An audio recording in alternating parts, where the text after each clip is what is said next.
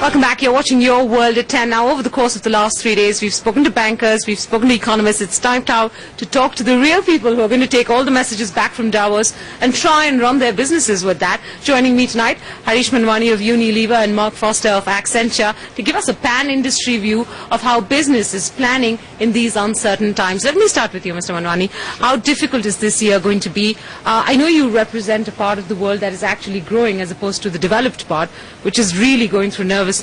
But even in that part of the world, you're facing commodity pressures, you're facing pricing pressures. How difficult is this year going to be? Well, let's put it this way. I think some of the lessons learned for 2009 were that you've got to plan your business more dynamically. Right. I think that applied to 2009 and it definitely applies to 2010. Okay. Because in a situation where economies are showing some signs of recovery, till you begin to see a robust recovery in terms of employment, consumer sentiment, I think you've got to be prepared for the worst, but make sure that you plan for the best. So what I call, it's still got to be a growth agenda, but at the same time we've got to make sure we're running lean and in a very efficient organization. What's the worst that you're anticipating this year? I think it's not a question of what's the worst we are anticipating. I do believe that in our part of the world, if you look at some of our large markets, they're still driven by domestic demand. Right. And domestic consumption is still good. I mean, our markets are growing. So I do believe that we are going to be in a scenario where there is going to be growth. But the question is, in order for us to sort of drive this growth, continue to invest behind our businesses, you have to make sure that you keep the rest of your organization, which is your costs, your efficiencies, business waste, absolutely under control. All right, I want to come back to cost, but first let's get Mark in. Mark, what's your view, at least in India, when we look at the way IT companies have fared this quarter? It's been very, very encouraging. Well, I think we are facing a multi-speed world at the moment, and as we're talking to our clients, as we look at our own business, we find that different parts of the world really are coming out of this downturn at different speeds and paces. Clearly, Asia was an area that went in lower and has come out faster from that picture, and around the world, even across Europe, you can see a real smorgasbord of different levels of growth emerging.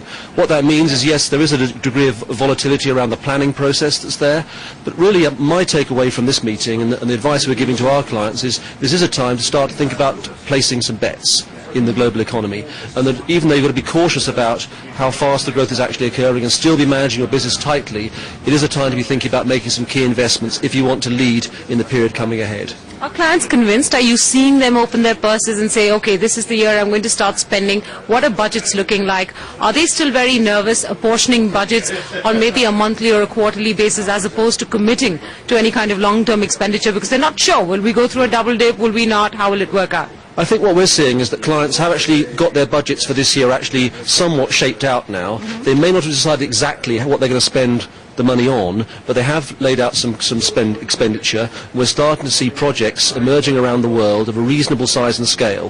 What people haven't yet stepped up to is major transformational programs. They're still a bit too cautious, still thoughtful about what's ahead of them, and that's holding them back. But in terms of moving ahead, starting to place bets, moving across the world, we're seeing that activity. All right, so I want to come back and ask you about hiring and whether you feel confident about your business to be able to add on more people.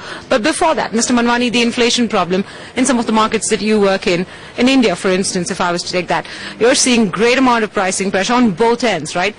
In certain categories, you're seeing a large amount of competition and therefore, sort of either stabilizing market share or losing market share.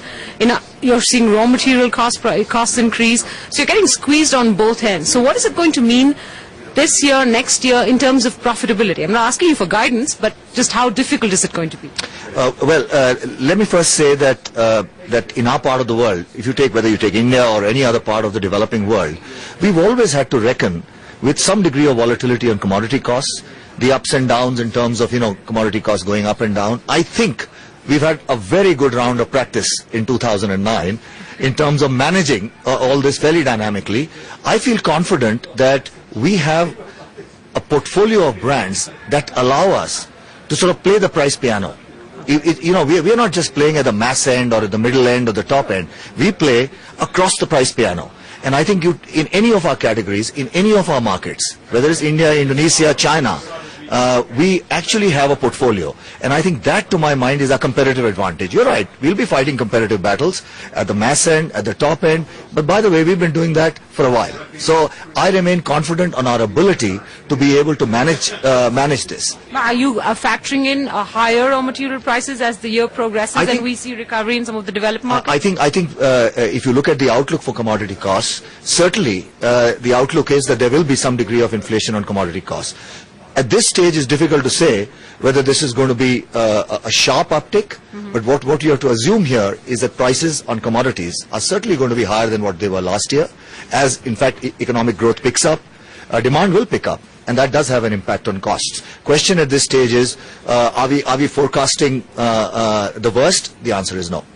All right. Mark, do you agree with that? Not forecasting the worst? And do you feel confident enough to be able to add people, to be able to expand business? Yeah, we feel confident about adding people. The war for talent is warming up everywhere around the world at a very fast pace. In fact, we as an organisation, we're planning to add some 40,000 people around the world this year, and we're doing that across the board in terms of seeing what we see as opportunity. Now, clearly, we will measure that exact onboarding of people in line with what we see actually happening in our actual business. But we're planning in terms of that kind of opportunity for growth. Okay, what's the worst case scenario you're building into your business? Because this will help other entrepreneurs and business leaders understand how bad you think things could get if they did get bad.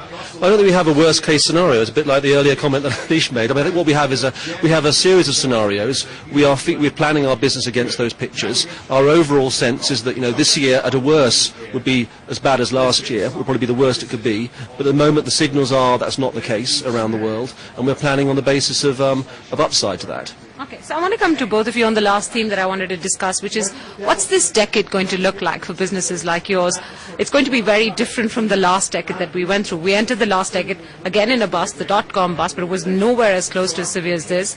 And we recovered really quickly, and it was a decade of unprecedented liquidity and demand. So very quickly, wrap comments on what you think this decade is likely to be. I think this is a decade without doubt of the shift of the economic center of gravity from the developed world into the developing world. This is now irreversible.